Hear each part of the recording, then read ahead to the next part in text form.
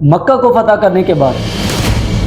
پورے عرب نے اس بات کو تسلیم کیا کہ حضور اکرم صلی اللہ علیہ وآلہ وسلم اللہ کے سچے پیغمبر ہیں۔ اب پورے عرب پر مسلمانوں کی حکومت تھی اور پورے عرب سے لوگ حضور اکرم صلی اللہ علیہ وآلہ وسلم کے پاس آتے اور اسلام کو قبول کرتے۔ اب عرب کے اندر مسلمانوں کو کوئی خطرہ نہیں تھا کیونکہ پورا عرب مسلمانوں کی امپائر بن چکا تھا، لیکن مدینہ سے کچھ ہی فاصلے پر اس دور کی سب سے بڑی اور سپر پاور امپائر یعنی رومن امپائر نے مسلمانوں سے جنگ کرنے کے لیے جنگ کی تیاریاں سٹارٹ کر دی۔ بعض لوگوں نے یہ کہا کہ رومن امپائر 40,000 کا لشکر لے کر مسلمانوں پر حملہ کرنے کے لیے وہاں سے روانہ ہو، اور بعض نے یہ بھی کہا کہ رومن امپائر کے لشکر کی تعداد 1 لاکھ تک۔ حضور اکرم صلی اللہ علیہ وآلہ وسلم کو جب اس بات کی خبر ہوئی تو آپ نے پورے عرب کے اندر اعلان کیا کہ ہم رومن امپائر کے ساتھ جنگ کریں۔ اس سے پہلے مسلمانوں نے جتنی بھی جنگیں لڑی ان تمام جنگوں کی تیاریاں مخفی طور پر کی جاتی ہیں۔ ایون کہ جو صحابہ اکرام جنگ لڑنے کے لیے جاتے تھے انہیں بھی تبھی پتہ چلتا تھا جب وہ جنگ پہ روانہ ہوتے تھے۔ محاذ پر روانہ ہونے سے پہلے انہیں بھی خبر نہیں ہوتی تھی کہ یہ جو ہم جنگ کی تیاری کر رہے ہیں ہم کس کے ساتھ جنگ لڑنے کے لیے جا رہے ہیں۔ آپ فتح مکہ کا ہی سین دیکھ لیں۔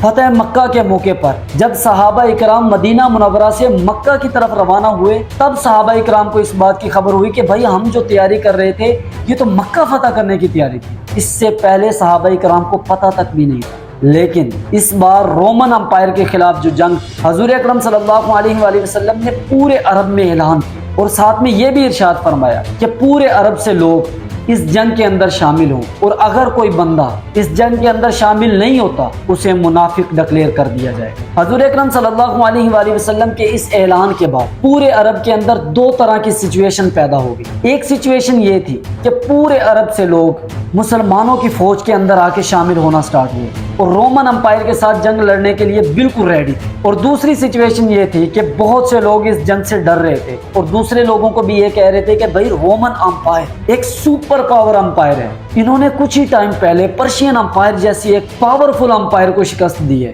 سو ہم ان کے سامنے کیا ہیں، ہم ان کے ساتھ جنگ نہیں لڑ سکتے۔ یعنی وہ لوگ تھے منافقین۔ پورے عرب سے بہت سارے مسلمان اس جنگ کے لیے جمع ہوئے اور پہلی مرتبہ مسلمانوں کی فوج کی تعداد 30,000 تک پہنچ گئی۔ اس سے پہلے مسلمانوں کا اتنا بڑا لشکر کبھی بھی تیار نہیں کیا گیا۔ اب کیونکہ یہ مسلمانوں کا بہت بڑا لشکر تھا تو اتنے بڑے لشکر کو مینٹین کرنے کے لیے مال بھی اچھا خاصا چاہیے، سو حضور اکرم صلی اللہ علیہ وآلہ وسلم نے پورے عرب کے اندر اعلان کیا اس جنگ کے لیے فوج کو مینٹین کرنے کے لیے ہمیں مالی مدد درکار ہے، کیونکہ اس سے پہلے جتنی بھی جنگیں ہوئی جتنا بھی مال غنیمت ہاتھ آتا تو حضور اکرم صلی اللہ علیہ وآلہ وسلم اس پورے مال غنیمت کو صحابہ کرام کے اندر تقسیم کرتے، اور اب وہ وقت تھا کہ جس طرح حضور اکرم صلی اللہ علیہ وآلہ وسلم ہر جنگ کے بعد مسلمانوں کی مالی امداد کیا کرتے تھے، اسی طرح اب تمام مسلمان مل کر مسلمانوں کی فوج کی مالی امداد کرتے۔ اب حضور اکرم صلی اللہ علیہ وآلہ وسلم کی اس بات کو سننے کے فوراً بعد سب سے پہلے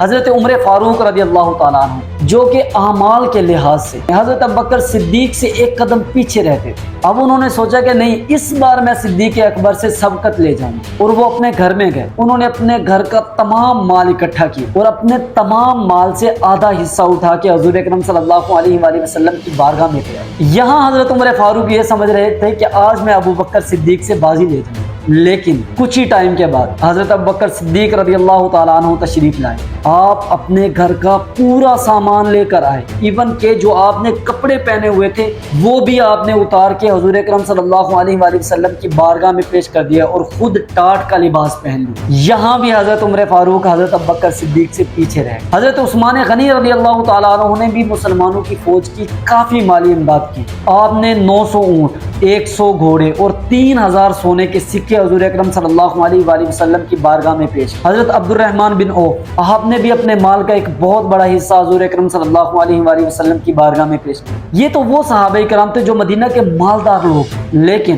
حضور اکرم صلی اللہ علیہ وآلہ وسلم کے حکم پر غریب صحابہ کرام نے بھی فوج کی مدد، ایون کہ ایک صحابی جن کے گھر میں کھانے کے لیے کچھ نہیں تھا، آپ نے ساری رات ایک باغ کے اندر جا کے خدمت کی اور اگلے دن انہیں صبح اجرت کے طور پر جو کھجوریں ملی ان کھجوروں کو اٹھا کے حضور اکرم صلی اللہ علیہ وآلہ وسلم کی بارگاہ میں لے آئے اور عرض کی یا رسول اللہ ہمارا یہ عطیہ قبول فرمائے، اور حضور اکرم صلی اللہ علیہ وآلہ وسلم نے ان کھجوروں کو قبول بھی فرمایا۔ کافی سارے اونٹ، گھوڑے، خوراک وغیرہ کا سامان اس فوج کے لیے جمع ہوا، لیکن یہ جتنا بھی مال اکٹھا ہوا تھا یہ 30,000 کے لشکر کے لیے کم تھا۔ ایک بات یاد رکھیے گا کہ کبھی بھی صحابہ کرام مال یا طاقت کے سر پر جنگیں نہیں لڑا کرتے تھے، بلکہ جنگ کے اندر صحابہ کرام کا اللہ پر توکل ہوتا تھا اور اللہ کے آسرے پر جا کے جنگیں لڑتے تھے۔ مقام تبوک مدینہ سے 700 کلومیٹر کے فاصلے پر موجود۔ اب حضور اکرم صلی اللہ علیہ وآلہ وسلم نے ہر 18 صحابہ کرام کو ایک اونٹ دی کہ آپ کے پاس یہ سواری ہے اور آپ نے باری باری اس کے اوپر سوار ہونا ہے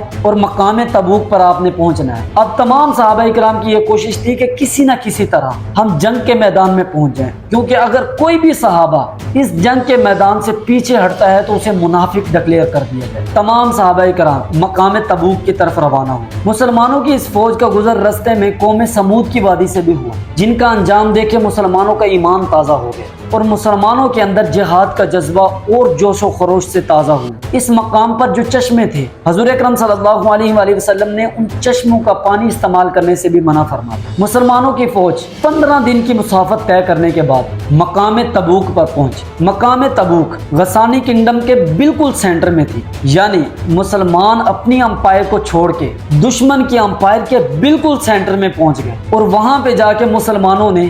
اس دور کی سب سے بڑی سپر پاور یعنی رومن امپائر کو للکارا۔ مسلمانوں کی فوج جیسے ہی مقام تبوک پر پہنچی، مسلمان وہاں پہ فوری طور پر جنگ کے لیے ریڈی ہو گئے، ایون کہ صف بندی بھی کر لی۔ کافی ٹائم وہاں پہ ویٹ کیا گیا، لیکن رومن امپائر کا ایک فوجی بھی سامنے نہیں آیا مسلمانوں سے لڑنے کے لیے۔ کافی انتظار کے بعد جب رومن امپائر کی فوج مسلمانوں سے لڑنے نہیں آئی تو حضور اکرم صلی اللہ علیہ وآلہ وسلم نے مسلمانوں کو واپس مدینہ جانے کا حکم دیا۔ مسلمانوں نے مقام تبوک پر 20 دن سٹے کیا۔ یہاں پر رومن امپائر کی فوج کے نہ آنے کی 2 وجوہات بتائی جاتی۔ ایک وجہ تو یہ بتائی جاتی ہے کہ مسلمانوں کا اتنا بڑا لشکر دیکھ کر رومن امپائر کی فوج ویسے ہی خوف زدہ ہو گئی اور پوری فوج وہاں پہ پھیل گئی اور ایک فوجی بھی وہاں پہ نہیں آیا، کیونکہ اس سے پہلے ہر جنگ میں مسلمان اپنے سے 3 گنا بڑی فوج سے جا کے لڑے، یعنی مقام بدر میں مسلمان 313 اور کفار 1000، مقام احد میں مسلمان 1000 جن میں سے 300 لوگ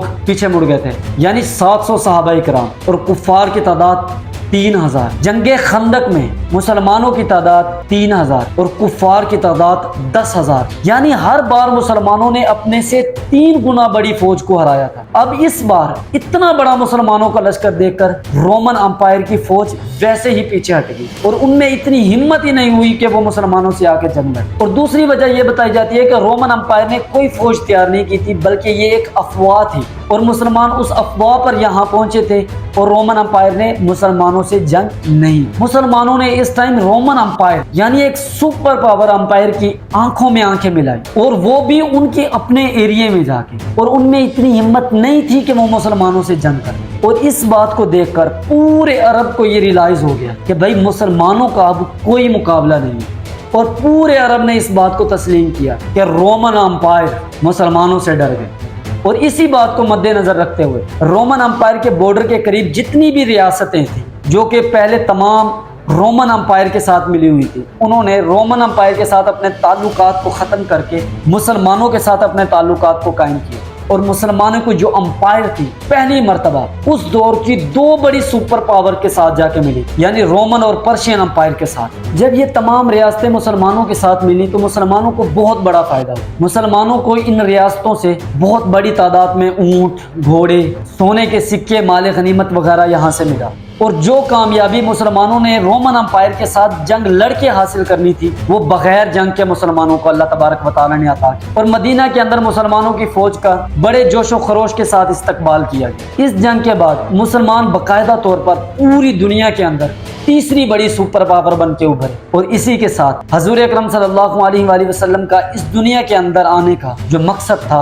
وہ مکمل ہو گیا، کیونکہ پورا عرب بت پرستی کو چھوڑ کر ایک خدا کی عبادت میں لگ گیا۔ اور یہ جنگ حضور اکرم صلی اللہ علیہ وآلہ وسلم کی زندگی کی آخری جنگ، کیونکہ اس کے کچھ ہی ٹائم کے بعد حضور اکرم صلی اللہ علیہ وآلہ وسلم نے اس دنیا سے ظاہری پردہ فرمایا۔